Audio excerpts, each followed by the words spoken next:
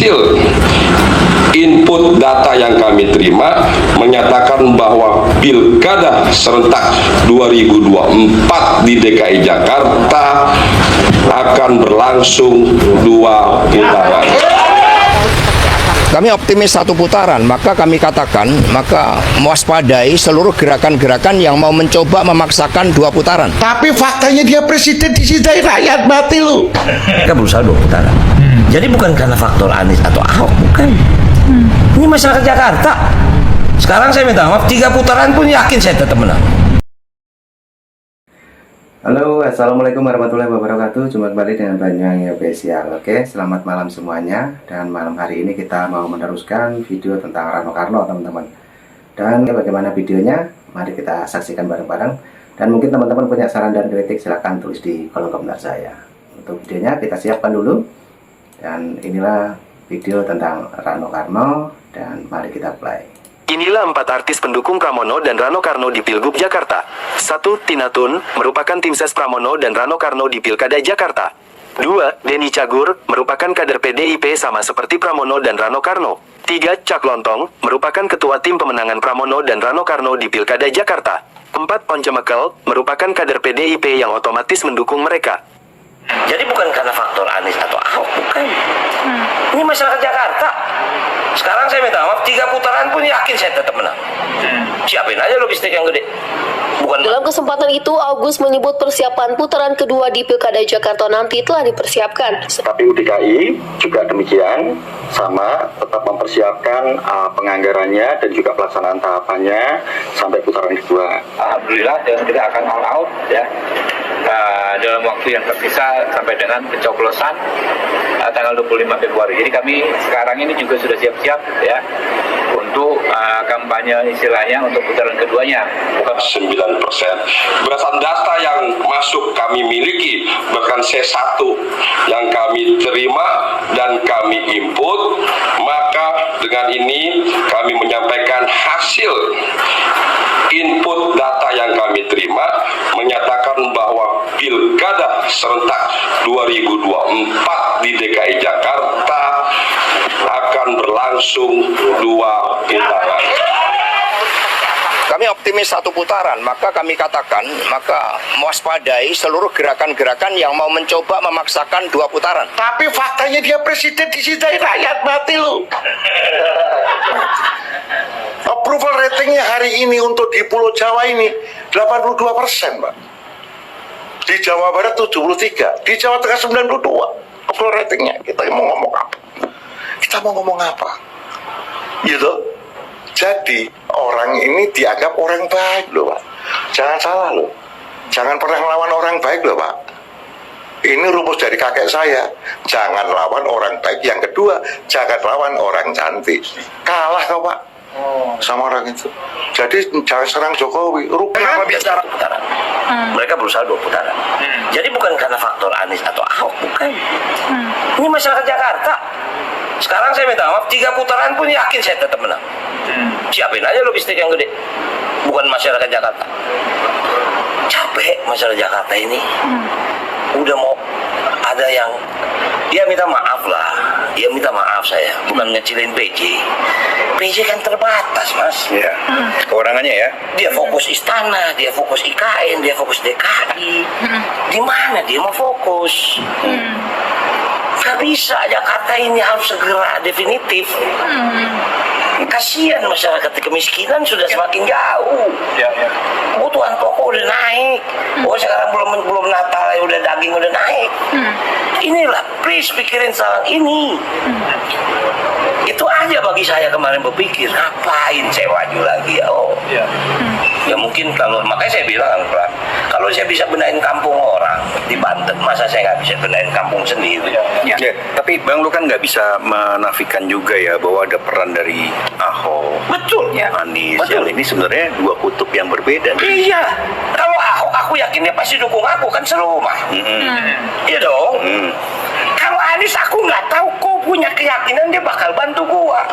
Jujur loh, aku kenal Anies tapi nggak tahu. Tahu Anies nggak kenal. Iya siapa nggak tahu Anies? Kenal ya pada waktu pernah ketemu waktu DPR, waktu masalah revitalisasi tim. Aku pernah ketemu beliau. Ya, aku pernah, bukan protes lah, karena waktu itu masalah seniman agak protes. Revitalisasi tim tidak melibatkan. Saya bilang sama Bang Anies, Bang, dulu ini tim dibikin oleh zaman Bang Ali, penyerahan pengelolaan diserahkan oleh Dewan Kesenian Jakarta. Nah, sekarang ini kan dipegang oleh Jakpro, nggak ketemu lah. Bayangin sekarang teman-teman seniman mau pameran lukisan aja mau naruh paku 5 juta. Jadi bukan karena faktor Anies atau Ahok, bukan. Ini masyarakat Jakarta. Sekarang saya minta maaf, 3 putaran pun yakin saya tetap menang. Sombong amat, sombong amat, sombong amat, sombong amat. Nah, saya ini masih. Nah, itulah teman-teman ya. Jadi Rano Karno masih membantah bahwa ini bukan karena Anies. Dan mungkin para netizen juga banyak yang berkomentar teman-teman ya. Dan kelanjutan video ini mari kita tonton lagi. Lanjut. Berada di dalam kabinet, saya minta izin secara khusus kepada Bapak Presiden. Dan Presiden memberikan izin, bahkan beliau yang kemudian mendorong saya untuk maju. Beliau mengatakan, Mas, maju aja.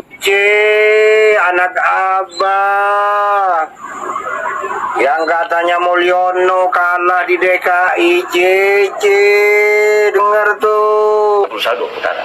Jadi bukan karena faktor Anies atau Ahok. Kalau kita akhirnya maju ke putaran kedua, Sekarang saya minta maaf, 3 putaran pun yakin saya tetap menang. Katanya Pramono sama Rano menang karena Anies, karena Ahoker, dengar tuh kata Rano tuh. Saya menang pilkada DKI bukan karena Anies dan Ahok. Rano Karno aja nggak ngakuin. Apa kalian nggak ingat waktu ngemis-ngemis kemarin mau nyakup Aniesnya nggak direken sama PDI? Apa nggak inget dulu kalian membicarakan PDI, membicarakan Ahok? Apa nggak inget kalian itu memang betul-betul manusia munafik? Assalamualaikum. Bertemu lagi nih, baru balik kerja kita. Nah, ini banyak para netizen ya yang berkomentar karena ulah dari Rano Karno. Oke, lanjut lagi untuk videonya. Let's go. Buat teman-teman yang dirahmati Allah, semoga dilancarkan rezekinya. Jadi udah paham kan kenapa saya tidak mengikuti arahan Pak Anies untuk memilih salah satu paslon?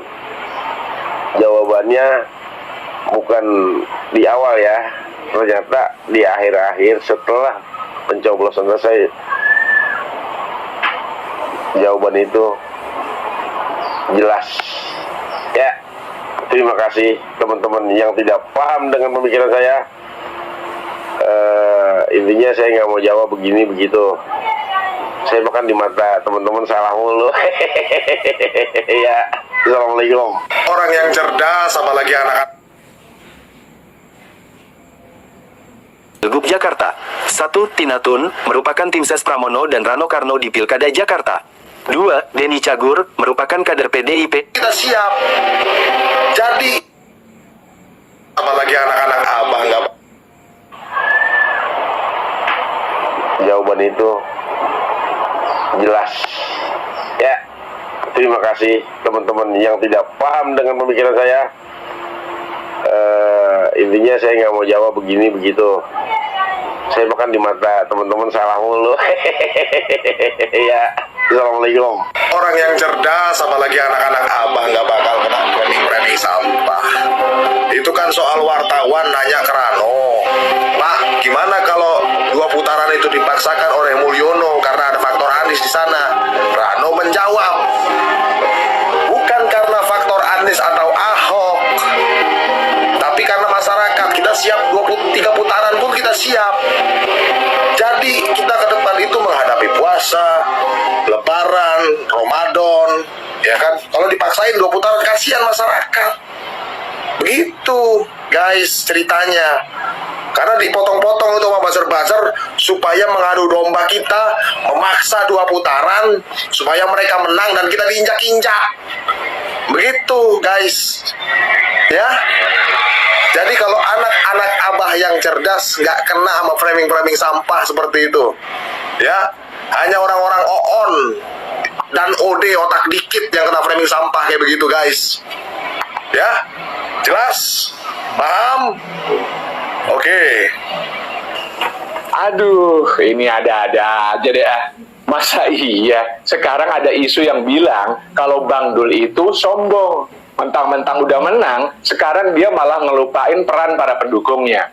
Karena kemarin di acara Bocor Alus Tempo, Bang Dul bilang kalau kemenangannya bukan karena anak-anak Abah atau Ahokers, tapi karena masyarakat Jakarta.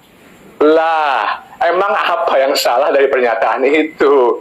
Gue anak Abah. Kemarin gue nonton secara utuh acara Tempo Bocor Alus itu. Dan gue menganggap gak ada yang salah dengan pernyataan Bang Dul itu.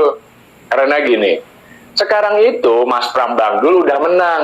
Tinggal tunggu dilantik aja kok. Jadi artinya, Mas Pram Bang Dul itu harus melayani semua warga Jakarta tanpa terkecuali.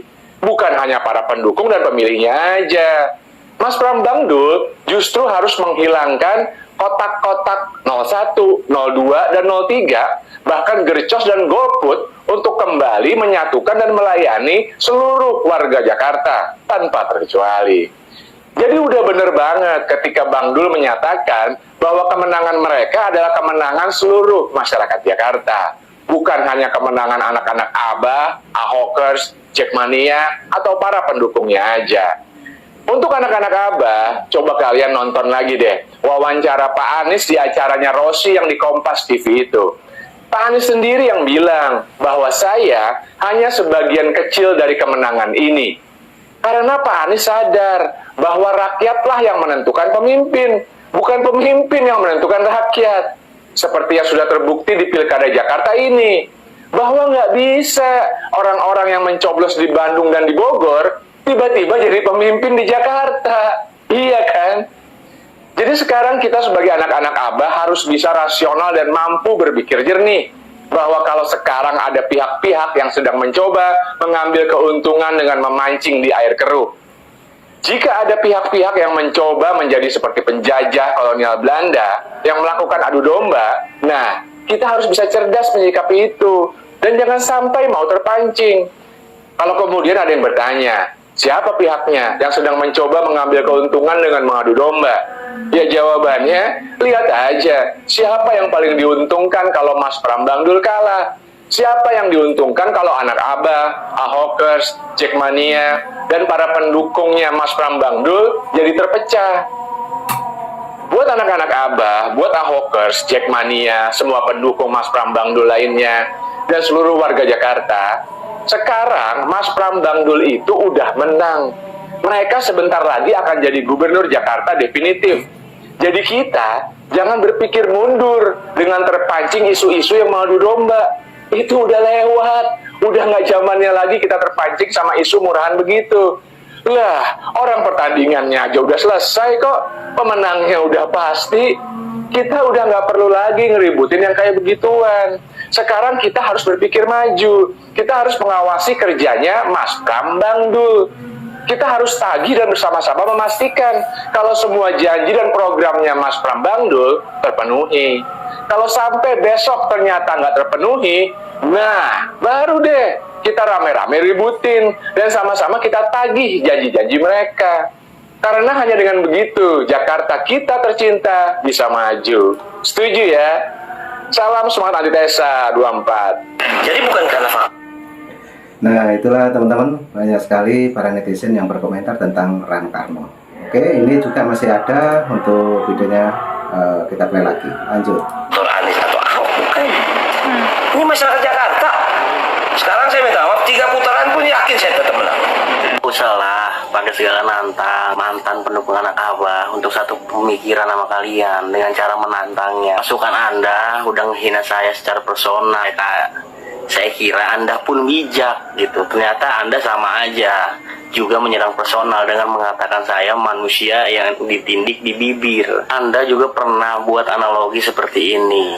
Seakan-akan Pak Anies Baswedan itu adalah seorang sosok ayah. Kita sebagai anaknya mau nggak mau harus mengikuti dia. Secara analogi sah-sah aja. Cuman secara nalar itu nggak masuk akal.